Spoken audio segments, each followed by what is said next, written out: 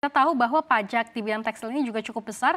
Apakah dari sisi pebisnis sendiri memerlukan pemerintah untuk memberikan keringanan pajak, kemudian hitung-hitungan yang baik seperti apa yang dapat kira-kira menyelamatkan industri, bahkan pengusaha di bidang tekstil sendiri? Silakan Pak Sobirin. Ya, sebetulnya kita sudah tahu bahwa penerimaan negara dari pajak, terutama dari industri tekstil ini juga cukup besar ya, baik itu dari pajak dalam negeri maupun pajak ekspor.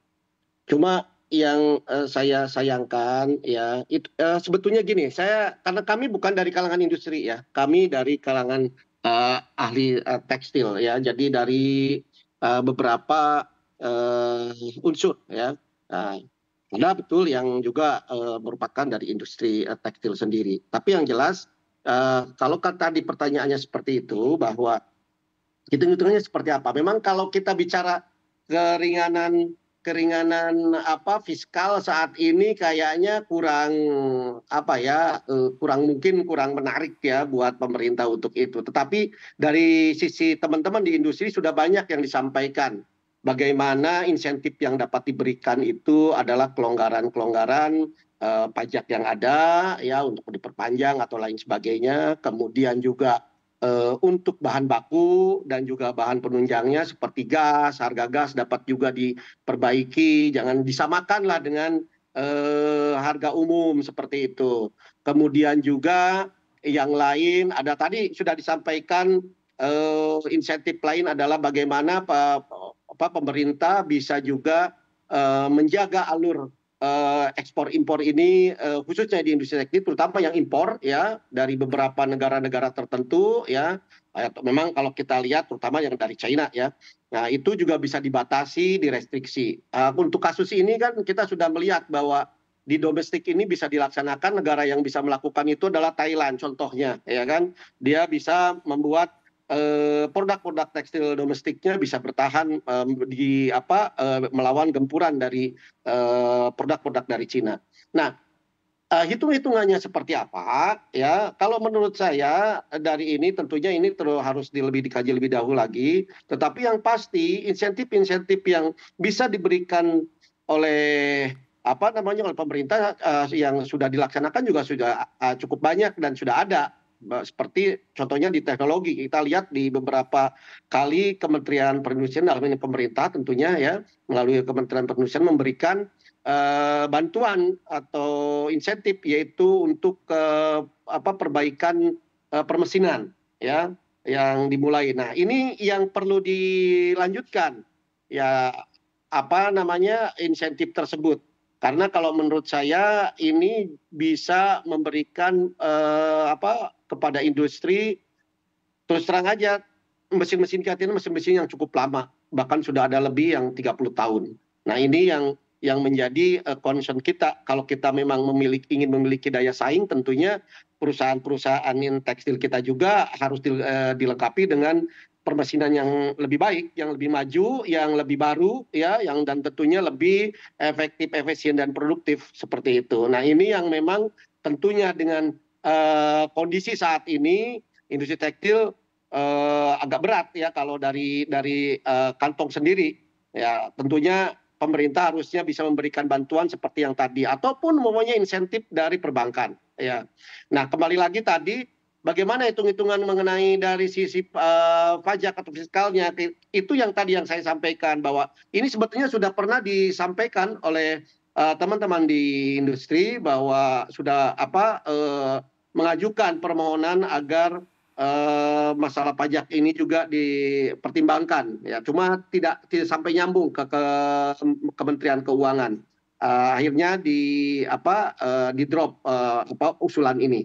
Nah, saya rasa ke depan sekali lagi seperti yang tadi disampaikan bahwa support atau dukungan dari pemerintah itu harus memang bersifat holistik ya, harus menyeluruh ya, dan ini tidak hanya melihat bahwa gempuran dari barang-barang importasi dari luar khususnya dari Cina itu saja, tetapi juga struktur industri di dalam negeri ini yang harus diperkuat. Tidak hanya dari permasalahan perundangan, tidak permasalahan dari keuangan dalam ini masalah pajak dan lain sebagainya. kemudian dari inovasi dan teknologi dari para industrinya, tentunya dari para SDM-nya juga, ya. Dari kami tentunya sangat siap mensupport sekali untuk itu, ya. Perguruan tinggi tekstil saja sampai saat ini juga hanya dihitung dihitung dengan jari ya, hanya beberapa yang masih bisa bertahan. Oleh karenanya ke depan ini yang harus diperhatikan agar industri tekstil bisa kembali maju seperti tahun 70, 80, 90 yang lalu. Baik, Pak Seperti itu, Bu. Sobirin. Selain dari tadi Anda sebutkan bahwa memerlukan insentif dari pemerintah, khususnya insentif di bidang fiskal dan juga insentif dari sistem perbankan dan keuangan sendiri, kira-kira dari sisi ahli tekstil sendiri apa yang kiranya Anda dapat salurkan begitu ya terkait dengan agar pengusaha di pabrik tekstil ataupun di bidang tekstil bisa lebih meningkatkan lagi kesejahteraan karyawannya. Karena tadi juga kita lihat bahwa yang mengajukan permohonan pilotan adalah mantan karyawan dari pabrik tekstil tadi sendiri. Ya, oke, saya ingin menjelaskan sedikit perbedaan antara saya dengan Pak Ristadi, ya, dengan Mas Ristadi ini sahabat saya dan teman saya ya, dalam setiap diskusi setiap pertemuan. Jadi kalau Mas Ristadi ini dan teman-teman di serikat itu kebanyakan adalah dari sisi karyawan. Nah kalau kami memang ini dari sisi manajemen.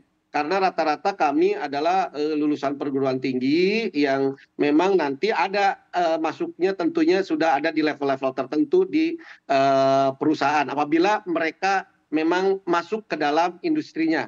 Karena kebanyakan dari kalangan ahli tekstil sendiri tidak hanya berada di akademik ya atau di pendidikan, tapi juga kami berlatar belakang juga dari pemerintahan, kemudian juga konsultasi dan juga wirausaha ya wira swasta.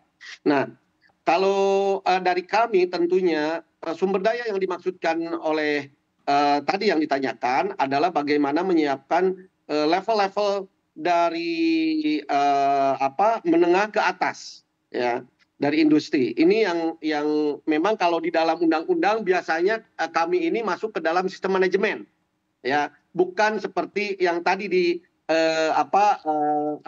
teman-teman dari yang dipimpin oleh Mas Riz tadi ya. Jadi memang agak sedikit ada berbeda di sini ya. Tetapi kembali lagi ke mengenai masalah sumber daya manusia, IKATSI sendiri sudah banyak melakukan kegiatan-kegiatan yang tentunya ingin mendorong bahwa keahlian para anggotanya itu lebih baik lagi dan berharap lebih bisa memberikan kontribusi pada industri. Kami banyak melakukan pelatihan-pelatihan dan juga memberikan seminar dan lain sebagainya yang tentunya ini bisa memberikan pencerahan kepada para pimpinan atau level-level menengah ke atas di industri tekstil itu sendiri.